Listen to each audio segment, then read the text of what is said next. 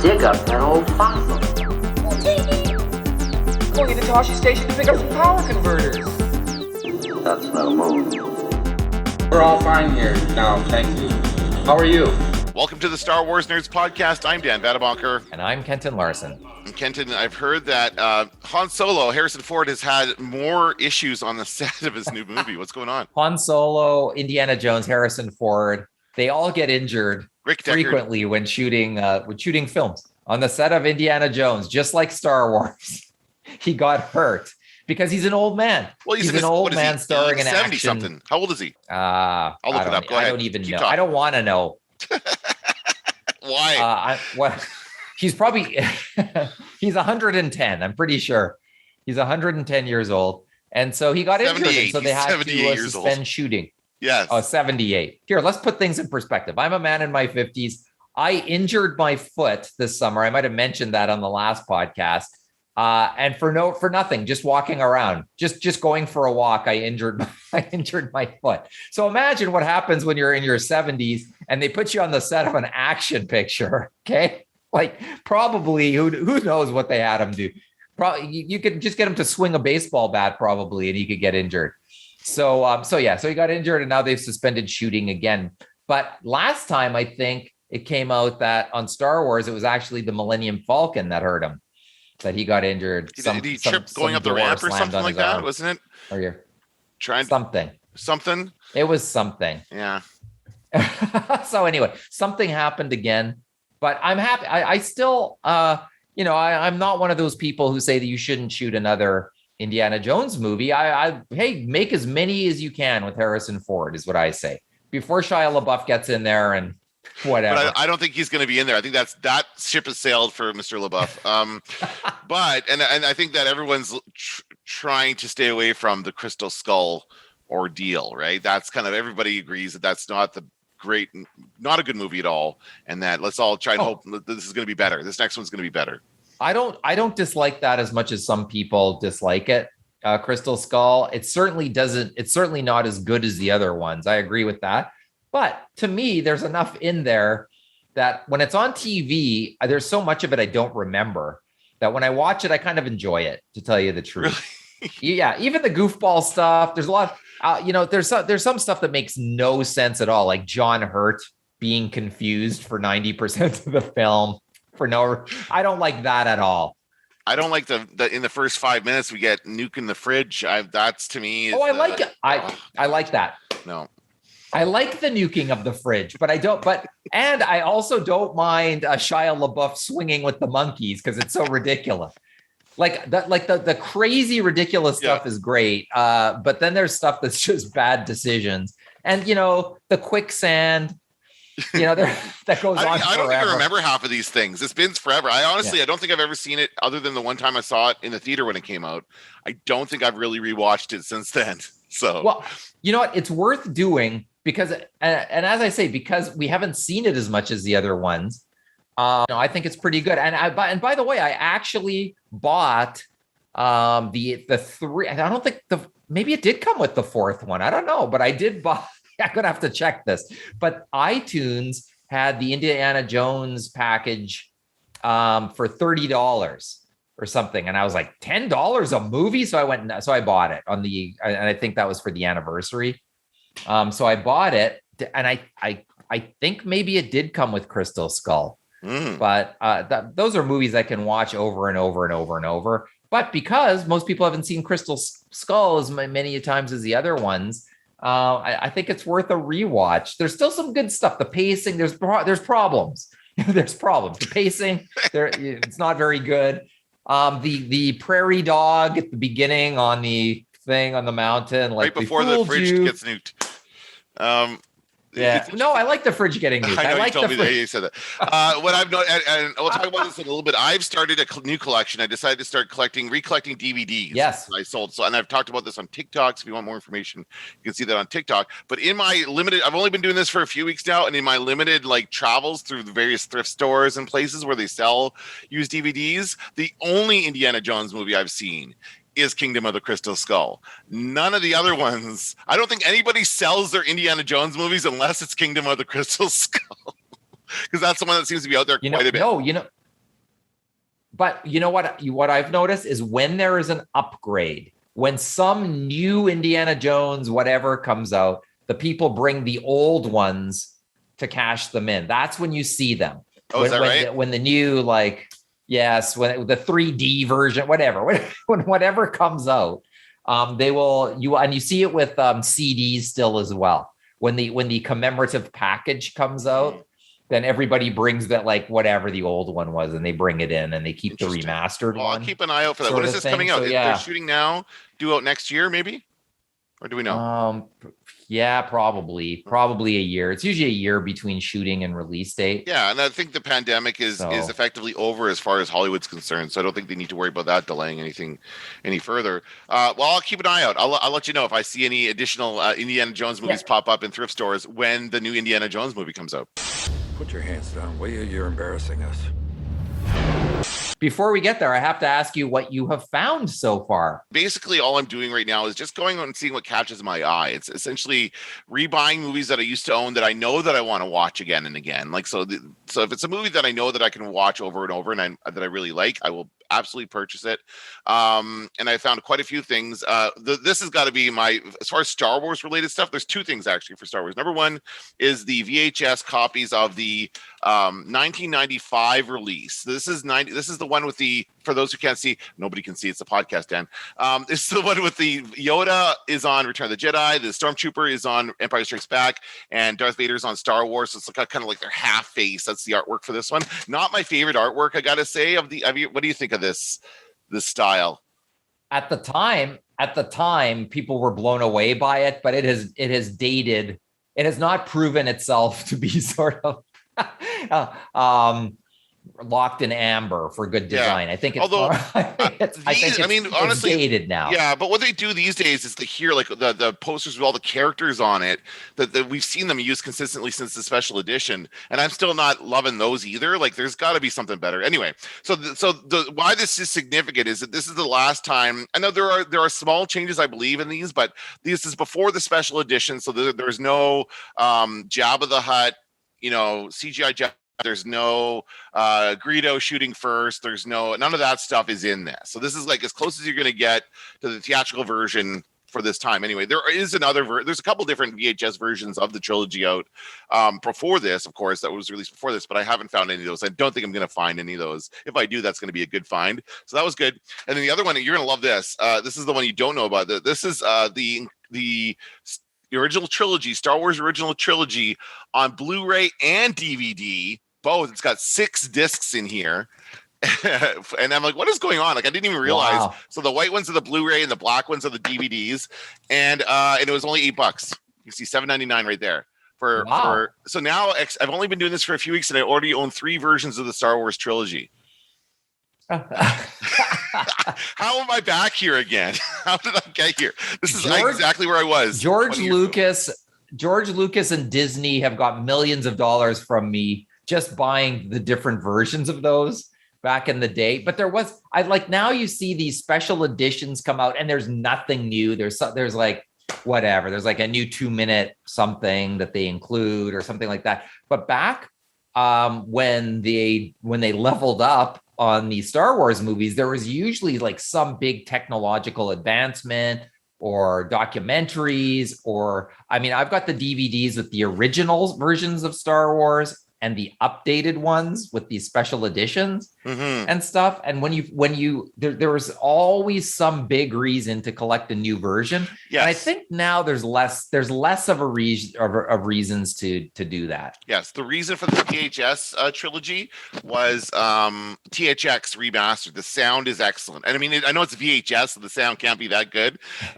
compared to what we know now. But at the time, again, it was very, very good sound. And we get, like, if you had and I remember the THX opening, we don't hear that anymore, right? That your eardrums are broken or whatever it was.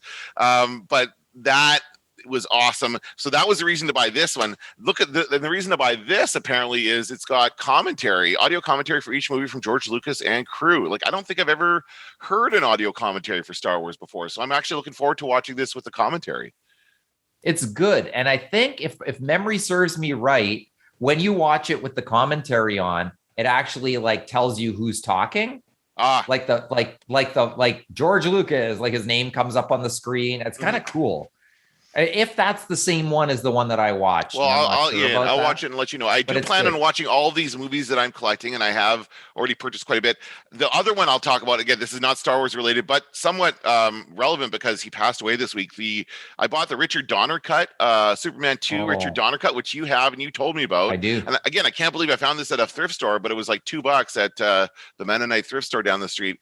And it's great. I watched it the other night, and it's really good. And it wasn't what I was expecting. I thought it was going to be a lot more choppy, but it was much more smooth. Like they incorporated those rehearsal scenes and everything much more smoothly than I anticipated. And if it wasn't for Clark Kent wearing a different kind of glasses in that one scene where you like go back and forth between the two, then I wouldn't have even noticed. I don't think so. So it's very good. Superman 2, and we'll post about that as well on TikTok when I get the chance. That's great. I mean, Richard Donner, oh my God, like that, like the Superman, and he directed most of Superman 2 for people who don't know. But like that first Superman movie, like, holy crap. I watched that again too this week. It is a work of genius. It really is. It's such a smart superhero film. And to me, Superman, which was like the first one, kind of spoils me for everything else, where you're like, oh, is the acting as good as Christopher Reeve? No, it never is. It's never as good as Christopher Reeve and Margot Kidder and Gene Hackman and Ned Beatty. Like it is never as good. And so it's so funny, but it spoils me for the other ones. And I guess like the tagline was you'll believe a man can fly was the tagline. And by today's standards, I like you can tell that the special effects are dated, but still the story is just so strong that you can forgive the dated special effects or whatever, because the story is so good. I agree. I just love that movie. And it is, I mean, this is my Superman. Like, this is when I think of Superman. This is what I think of, the Christopher Reeve Superman. And honestly, the Zack Snyder ones don't come close. By the way, there's a TV show on right now. I don't know if you're aware of this, called Superman and Lois. It's not Lois and Clark. It's not the old, the one from the 90s. Superman and Lois, which is like the 10th show they've done about Superman. And in this one, the Superman, it's not Henry Cavill. The Superman looks like Clark, looks like what's the Christopher Reeve. He really does. Like he like that's the Superman that we all know and love. The Henry Cavill Superman is just weird in my opinion. Anyway, but you know what? Christopher Reeve could act. Yes, he brought a sense of humor to the role. Let's be honest. Henry Cavill can act as well. It's not about that. It's about the tone. I think those movies are much better in tone and they more perfectly capture the feel of a Superman comic, because that's what they were going by, right? It was the Superman comics, and then the newer ones are just about like big spectacle and just death and destruction. And the fight in Superman 2, the fight between Zod and Superman, like we get that in Superman 2. Not as spectacular as the main, like they basically destroy Metropolis in the new movie. But in this one, I mean, they beat each other up. And I don't think anybody gets killed. That's the important thing, is I don't think anybody gets killed in these Superman movies. And that certainly does happen in the newer ones. Boy, I got to think about that. Maybe somebody gets killed. I don't know. Maybe you're right. Like he just apprehends Lex Luthor. That's what Superman does. He doesn't kill people. He arrests them, catches them, and turns them into the police. And that happens quite a few times in these movies. Again, it's very, very, it might feel cheesy by today's standards, but I find it comforting and very nostalgic. So I really enjoyed watching those movies. Well, I was also going to say, like the light sense of humor in the first two Superman movies in particular, it's just like you're right about tone. It is so much about tone and balance and just getting it just right. And the scene that still just makes me cry with laughter every time is the President of the United States in Superman 2 gets down on his knees and he goes, "Oh God," and he goes, "No, Zod." What I do now, I do for the sake of the people of the world. But there is one man here on Earth who will never kneel before you. Who is this imbecile? Where is he? I wish I knew.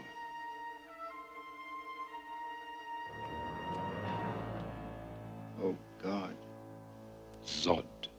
It's so ridiculous, but yet it's so perfectly played that you're just like, yes, that film would not be as good without that ridiculous line in it. And all the comic You know, relief and- of the Ned Beatty and Miss Tessbacher and all those other, like, that to me is hilarious. Gene Hackman is perfect as and it's interesting because I tweeted the video of me showing all the stuff I got at the thrift store and included that DVD.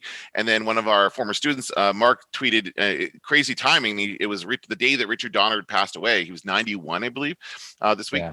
And the story that Mark shared was this story about how he tricked Gene Hackman into shaving off his mustache for Superman, because Lex Luthor shouldn't have a mustache, and he didn't want to. Gene Hackman didn't want to. Mustaches were very popular in 1977, but he did, because Richard Donner also had a mustache, and so the deal was, I'll shave mine off if you shave yours. And then it turns out Richard Donner was wearing a fake mustache the whole time.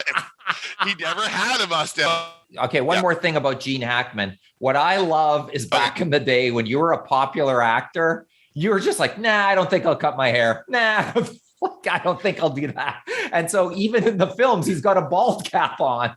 Not a very good one either. Nope. All over his hair. He didn't want to shave his head for that role. He's not going to shave his head. He's like, too bad. Yeah, too bad. And like Marlon Brando, $3 million a day or whatever. And he's like, I don't think I'll memorize that dialogue. I mean, I think honestly, I know we keep talking about. We could just do this whole podcast on this. We could. He really he handled Marlon Brando. Richard Donner handled Marlon Brando beautifully, because when you have Marlon Brando at that time of his life, this is just around like late 70s, is Apocalypse Now. Marlon Brando, this is like, he doesn't give a shit about anything. You give him the scene with more dialogue than anyone else, and then you give him a scene in which he wins the trial. Like, this is the first scene in Superman, in the first Superman movie, where he wins the trial and puts those three bad guys in the negative zone. That's what you need to do with Marlon Brando. Just give him all the attention and let him go. And I'm sure they had cue cards for him to read those lines. But that's what you got to do. But it's the star power of Marlon Brando. And they managed to get that into the second one as well, even though Marlon Brando isn't really in the second one. He's kind of like, he kind of is and kind of isn't. It's really funny, but that's what you do. When you in the 70s, when you want to sell a movie, you get Marlon Brando in it, you put him up in the top. I believe he's only in the Donner cut of Superman 2. Is he not in the real one? I don't believe he's in the I don't think so, because he wanted so much money that they're just like, okay, we'll get Superman's mom to do it. And I think that's what they did. And she was great. So it wasn't like they once you establish, like what Marlon Brando did in the first movie is he established this is a serious piece of cinema. That's what he was doing there, he was telling people it's okay for adults to go see this movie. Even though I'm wearing glow in the dark pajamas with the Superman symbol on my chest. Oh, I love that. I love that he's got the I love it. I love that movie. We talked too much about Superman, but it was the week where Richard Donner passed away, so you got to do it. Absolutely. No, I agree. And again, I'll get into this more. I'm going to make a TikTok about it because I made notes while I was watching it, and you'll see that stuff on my TikTok. We are now at episode 11 of The Bad Batch, and it's been a few weeks, of course, since we've talked about it. So do you want to kind of recap the last? What do you remember about the last? So rather. I mean, I've just watched the new one today. I can talk about the new one really well, but the last two we had, like, for a few things. For example, we had Cad Bane show up. Where does this character come from? He looks so familiar, but where did we see him before? Oh, Clone Wars. Okay, he's a Clone Wars guy. I know among the fan base, Cad Bane is a very popular bounty hunter character who has never appeared in live action. I find him a little on the nose. He's like an old Western guy, and he's like, he talks like he's got a little bit of John Wayne I was going on Eastwood, there. But yeah. Yeah, and they even play even the music goes into the good, the bad, and the ugly there when you first see him, which I thought was also a little on the nose. And then he's got an incompetent droid that he hangs out with, and then we saw him have a big fight with Fennec Shan. So that was probably the biggest moment in the last 3 episodes of The Bad Batch. And then the last 2 have been individual mission-based episodes. back to the kind of, but you get the feeling they're setting up the last arc of the season here with that today's episode, because it brings characters back. We see Hera, who of course is from Rebels. I have questions about her accent. We'll get to that in a second. But she, of course, and I think we should start referring to this, and wouldn't be surprised if somebody already has, as the Filoniverse. This is the Filoniverse. This is Dave Filoni bringing all his characters from all these different shows together. So we have characters from, the Clone Wars. We have characters from Rebels coming into this, and I guess now we're getting like the origins of Hera and how she, I guess, I don't know how much they're going to get into it, but we know that we see Chopper, everyone's favorite droid with arms. He's got his little arms that go up and down like that. And then we see her family and the story of the Empire taking over planets. This is kind of like another example, similar to the storyline in Clone Wars about Mandalore and them taking over the Mandalorian planet and the Mandalorians fighting them. I'm starting to see this, except in this case, it's with Twi'leks, and the planet is called, what is the planet called again? Hang on. Oh, no. I had it in my head and I lost it. Hang on. I think I have it here. Ryloth. That was just one of the many details. Right. That's right. Ryloth. So this is all about the Twi'leks. Now, it's because I've never thought of Twi'leks as being particularly aligned with the Rebels at any point in Star Wars. Like whenever we see Twi'leks in the original movies, they're kind of not bad guys, but we see the dancers in Jabba's palace. We see Bib Fortuna. So it's always associated with kind of the criminal element in the dark side or the bad side of Star Wars. So this is trying to show them in a different light, which is interesting. But it's also kind of rewriting Star Wars history a little bit, because we didn't really see him very much. Although maybe they're just saying, okay, this was always happening off to the side. We just didn't see it in the main movies, right? I think so. And I thought today you introduced it as characters from Rebels, but it was almost more of a Rebels episode than it was a Bad Batch episode. It was like today, 10 minutes before we even got the Bad Batch. And for a second there, I thought it was going to be a standalone episode with no Bad Batch at all. Maybe just a little thing at the end, but we did get them halfway through. So the story is that the Empire is taking over Ryloth, like they are with every other planet, but they don't like it. The Twi'leks don't like it. And so we see young Hera, who's the daughter, I guess, of the king and queen. Is that what they are? I don't know what their titles are. It isn't really very clear, but it looks like she's the daughter of the leaders, basically. I'll talk about the accent, because she doesn't have that accent in Rebels. She sounds like a regular American, for lack of a better term, in Rebels. Yeah, she has a very, very, like, it sounds European, almost French at times. I don't know where they're getting this Twi'lek accent from, but I mean, I know that we've had several actors have the accent. But my question is, where does Hera lose that accent? Because she's clearly a teenager in this series, in this episode. She's grown up in her, 20s or whatever in Rebels, and she doesn't talk like that. So you're saying that she loses that accent over that time? Is that what they're saying?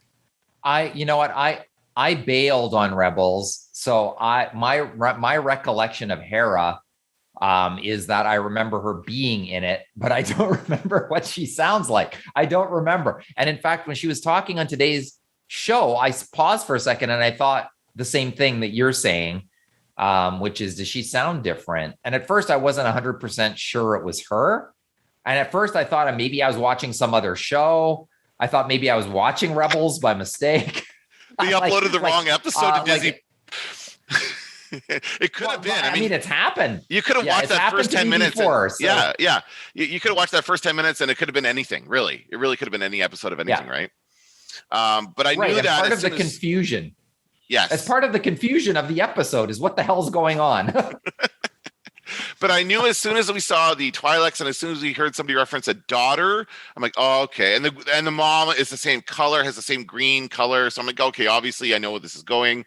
But here's my case. So I'll talk a little bit more about the accent thing and then we'll move on. My experience with people losing accents always for me is about the Salamari brothers, who are two Italian brothers who moved to Winnipeg from Italy when I was a teenager. Frank is my age and Tony is much younger. Tony's about 4. Yes, their names are Frank and Tony. They're the most stereotypical Italian family you can imagine. Their dad's name was Vito.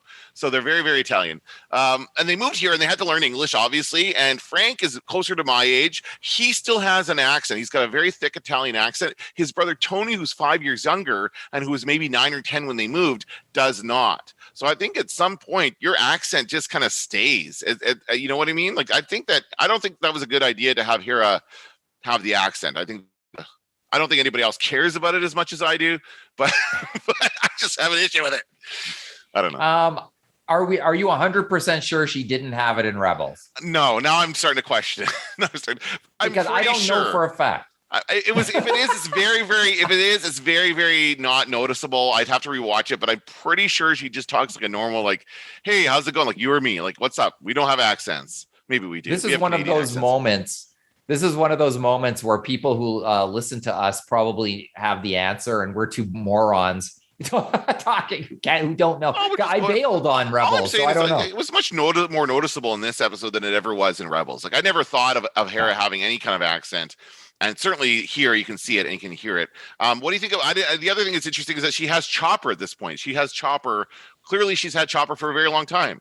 And and he's as animated as ever, communicating more clearly than any other astromech because he has arms in his head. So I don't know. I thought that's an interesting idea as well. Well, I was never a huge fan of Chopper. So to see him again, I was just like, well, there he is. And when you mentioned the Filoni verse, I thought, okay, well, who else needs to show up before this thing's over? And of course, the answer is Darth Maul. What the hell is Darth Maul doing at this point? Do we know? I'm trying to think. This is where are we in the timeline? Before Solo? He's got robot legs. He hasn't died yet. I mean, he shows up in Rebels, right? So he's somewhere off, maybe forming the crime syndicate that he is eventually going to run. Oh, so he's so going to show up on this show. Come on. Or Ahsoka. Ahsoka is the other Filoni character that will show up, right? Those are the two.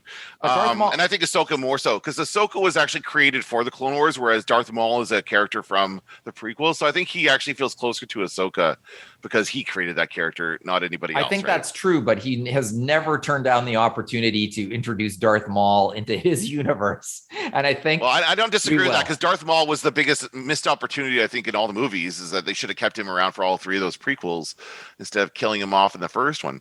So, yeah, I kind of agree. I do like Darth Maul, but I'm sure we will see... Yeah, you're right. We'll see either him or Ahsoka or somebody. Didn't we see Darth Maul was in the last season of the Clone Wars, right? Like he showed up again at the end, didn't he?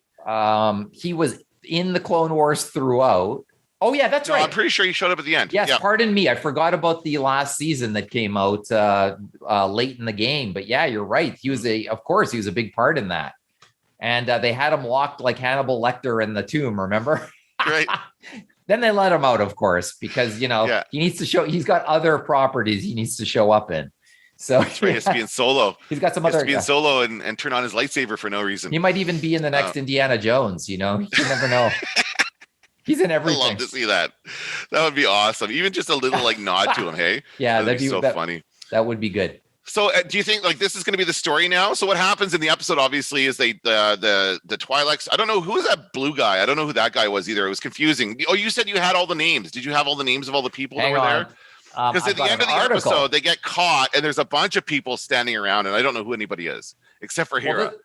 This is one of those funny things where you have an article and you realize there's 7,000 names of people in this episode and they're all ridiculous. As you're going through it. So it's like, all right, Crosshair, having recovered from near death on Braca. Oh, we didn't talk about that. Okay, hold on. Let's pause for a second and talk about the Dengar effect. Because that was something we skipped over. Another thing that happened in the last few episodes, as we predicted, they were on, and I still don't think it's very clear whether or not they all got the chip out or not. Do you agree with that? I still don't know if everybody got their chip taken out or if it was just Wrecker. I mean, they would be absolutely stupid not to after what they learned. Right. And I think that's the implication. That's okay, but it's still not, I don't think it's clear enough. So there is that. So let's presume they took all their chips out. And yes, and then the Empire shows up and Crosshair shows up. And they did this great. I really did like the sequence where they were firing up the engines in that Star Destroyer. Although I don't know how the Star Destroyer still has power or any of that stuff, but whatever, it does. And they're going to fire up the engines and kill everybody. But in that whole process, Crosshairs gets burnt. He gets scarred, and he has a big all these bandages on, and he looks like Dengar in that shot. There's a shot they show him bandaged up, and he absolutely looks like Dengar. And you said the other people thought it was Dengar. Yeah, I heard podcasts where they were talking about Dengar, and I saw at least one article where it was Dengar, and I was like, oh, I guess it was Dengar. I guess I was wrong about it.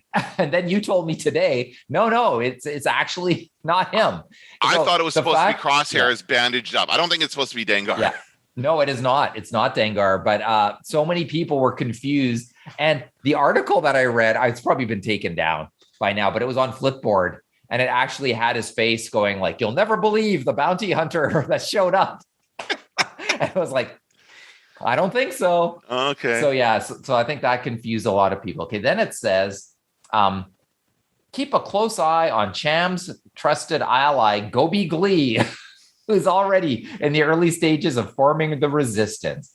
He's even recruited Cham and Alini's daughter, Hera, to scope out the Empire's mining facility. Okay, so this is the blue guy that sent her off to go spying, right, at the beginning, and then takes her for no reason on this mission. And he doesn't even let her fly the ship. He said he was going to, but he doesn't. So this is the guy, and he goes off to buy weapons because the Empire takes away all their weapons. He goes to get more just in case, so they have something to fight the Empire if they need to, and that's when they get caught. Whoa, sorry, my cat's jumping in on this. No, that's okay, no problem. Sorry, she was just passing through apparently. So yeah, that's what happens. And then what? Then what's going on? Then we have also in that group we have the mom and dad. Yeah, and it says and her daydreaming gets her into hot water when Imperial troops spot the pair and reveal their activities. Clone Captain Hauser, who is my favorite role in the film or in the this episode, because he could be any commander, but he is Hauser. And is that from Clone Wars earlier? Is that from another part of the show? I thought that was a reference to I feel like it's a reference to Arnold Schwarzenegger or something like that. Like, isn't that a character name for Schwarzenegger in like Commando? Is his name Hauser? Is it Hauser? I think that's his name. Predator or Commando. One of those movies. Schwarzenegger's name is Hauser. Yeah. I'm pretty sure. So there you go. But Hauser could very well be Rex. Like Hauser is just like Rex in any way that he wants. He's a good clone. Like he wants it to be, he's trying to convince the Twi'leks that this is the right thing to do. And so that's a good representation, because I'm sure that's happening everywhere around the universe, right? Where the Empire is taking over. There's all these clones who fought for, they fought for the Empire, not knowing they were fighting for the Empire. But that was an interesting detail for sure. And here's my favorite sentence. Rampart is also surprised by how cooperative, Cham's being, though TAA worries about his influence on Ryloth's people. Oh my God. What language is this written in? I don't know. Yeah, it's just, and the other thing is, how many of these characters are we ever going to see again? Like, how much of this should we be paying attention to? I know. You can watch it closely and not know what the hell's going on. Hera does go on. She, by the way, becomes a general in the what's the spaceship game I just bought? The Rogue Squadron game or whatever it is. Yeah, Star Wars Squadrons, which is the flight simulator one. In that game, you are flying, and then Hera is in the game, and she shows up, and she's the general of like the ship that you're flying out of. So she's part of that. So that character does go on to be a big part of the Rebel Alliance later on.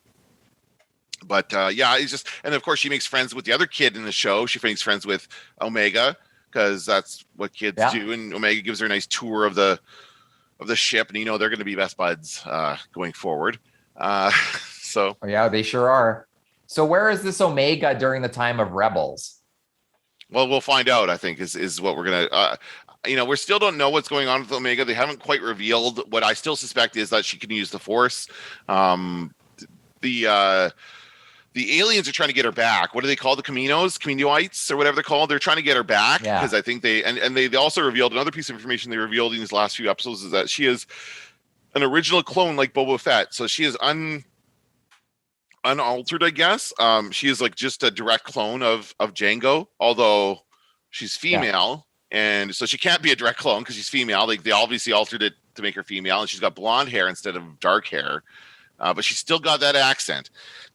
So just hate the accent. So she's Boba Fett's sister. She's Boba Fett's sister, essentially. Sister? Yeah, that's basically what we're saying. So where's Boba Fett right now? Are we going to see him show up at some point? Of course we are. Do you think? But of course, he's the same age as Boba Fett is right now. I guess so. Hey, I think about. Yeah, I think it would be about the same. So it wouldn't be like super cool Boba Fett showing up. It would be Kid Boba Fett. That's right, Kid Boba. show up. And he will. Of course he will, right? Yeah. Yeah. And then absolutely. maybe, who knows? Maybe in the vet we'll see what happened to Omega. Maybe we'll Okay. see the live action version of what happened to Omega.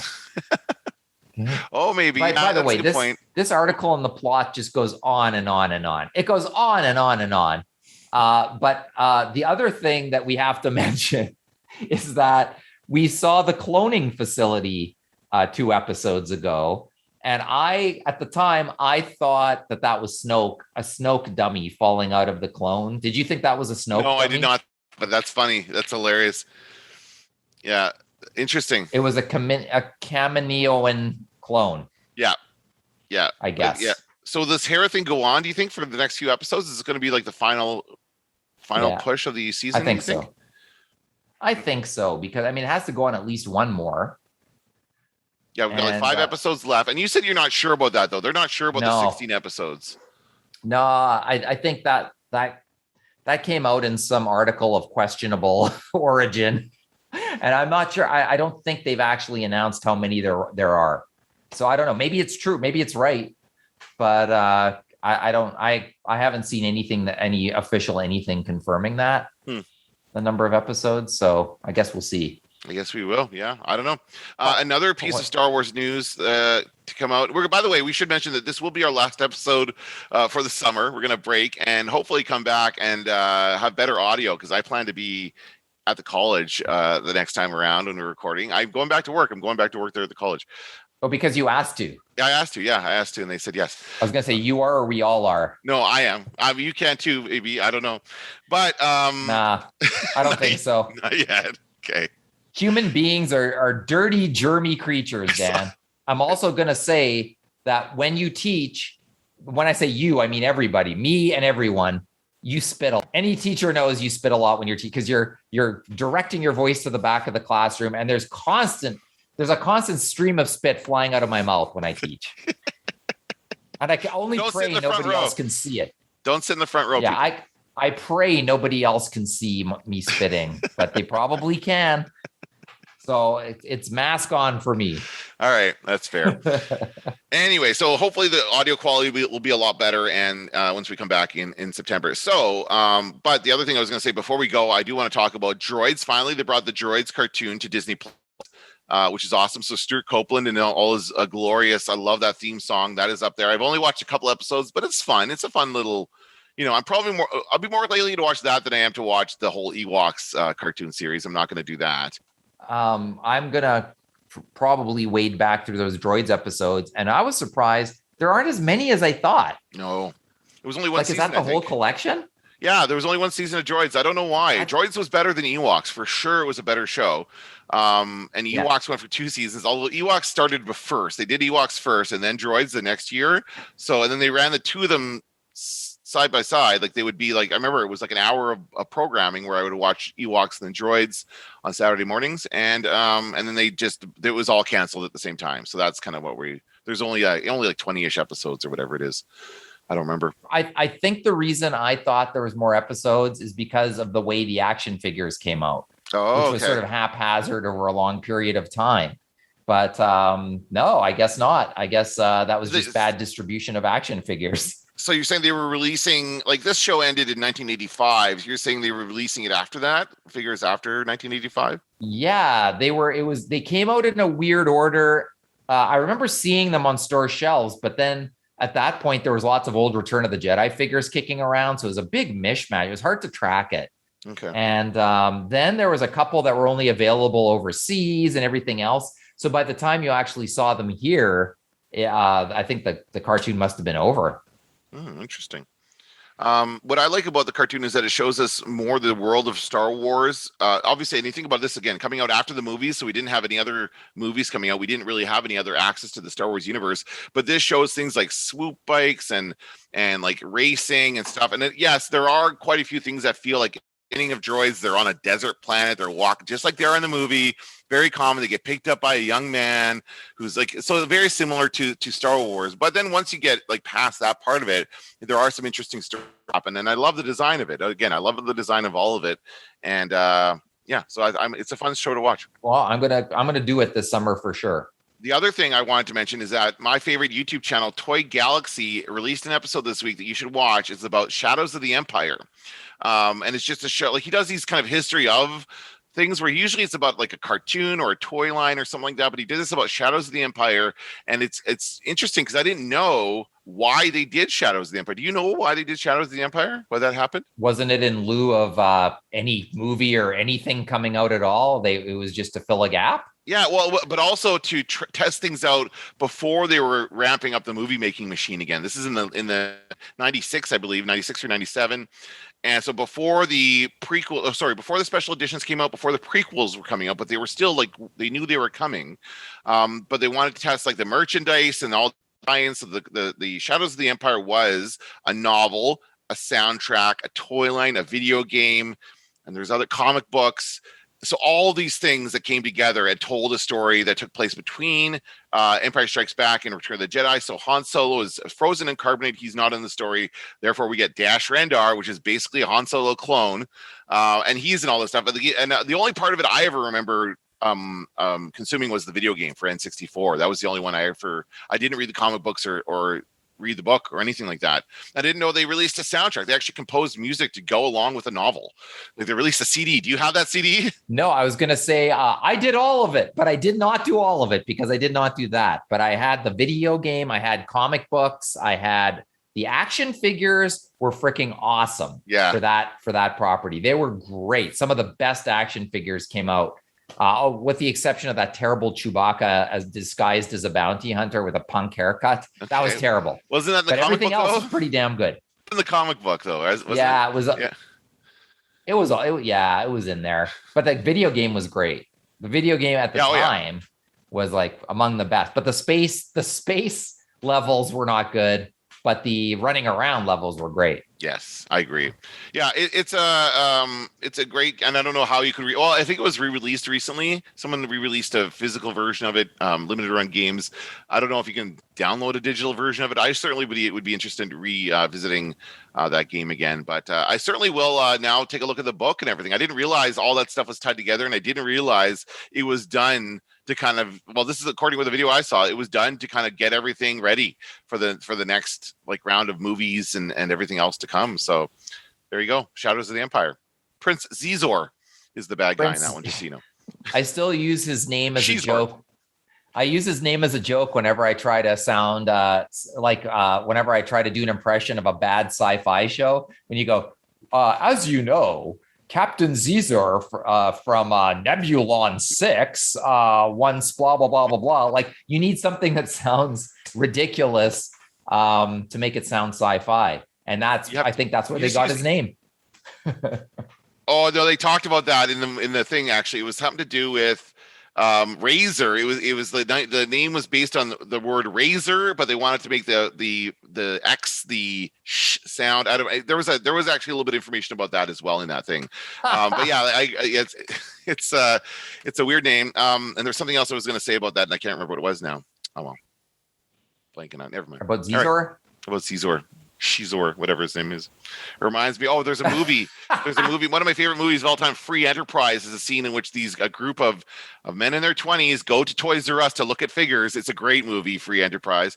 And they're there. And it was in the late 90s during the run of Shadows of the Empire. And the guy's like, oh, look at this Prince Zizor. And this kid goes, it's Shizor. Like he's like correcting his pronunciation or something. It's very, very funny. At least they finally got rid of all that Prince Zizor stuff from Shadows of the Empire. It's Shizor. Shut up, kid. You weren't even born when Star Wars came out. All right. Anything else we should talk about today before we wrap up?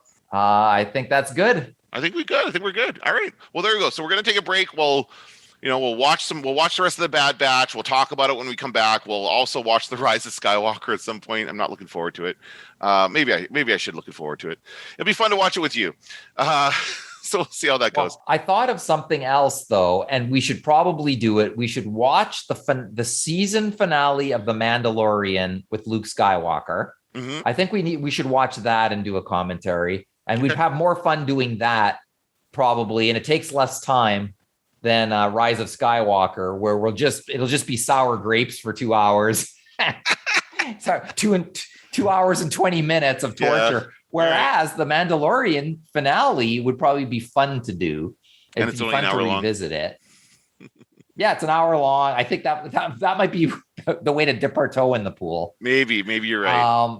But we've done every other I movie. should also say, yeah, every other one. So we will do it, but I don't know which one we should do next. All right. I don't know if we're ready for that one. But I was also going to say, okay, so that if the Bad Batch finale happens, then I think we should do an episode, even though we're on break. Okay. If there's a finale, then we suddenly go, oh crap, it's over. Then we should do one. Probably. Okay, we'll do that. Sounds good. And by then we'll know who all these people are in today's episode. Or if we should care about them at all, because I don't think we need to. Honestly, I think other than Hera, we're not going to know about any of these other people. All right. No. All right. Well, there you go. That's going to do it for this episode of the Star Wars Nerds. I'm Dan Vadabonker. I'm Kenton Larson. Don't let the Force hit you on the ass. TK421, you copy? Now I am the master. I'm taking an awful risk, Vader. This had better work. Where did you dig up that old fossil?